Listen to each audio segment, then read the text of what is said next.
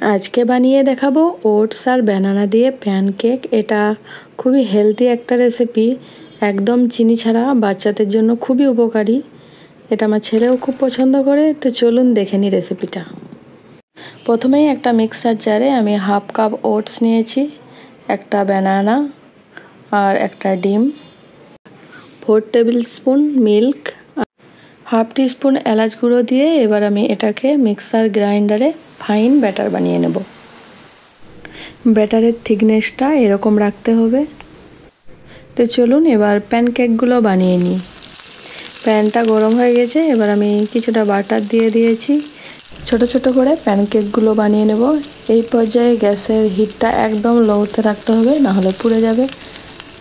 এক side golden brown হয়ে গেলে উল্টিয়ে দিতে হবে। 2 সাইড গোল্ডেন কালার হয়ে গেছে, এবার প্যানকেকগুলো তুলে নেব।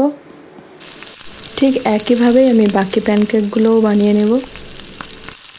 দেখছেন তো কত সহজে বানানো হয়ে গেল। আপনারাও বাড়িতে ট্রাই করবেন। এটা বড় ছোট সবার জন্যই, খেতে খুব ভালো লাগে। তো আমি আমার ছেলের জন্য প্লেটে নিয়ে এসেছি, দেখি ও খেতে চায় কি না।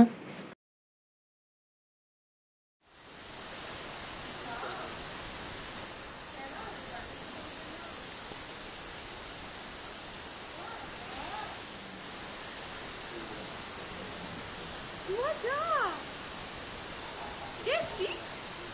Tasty?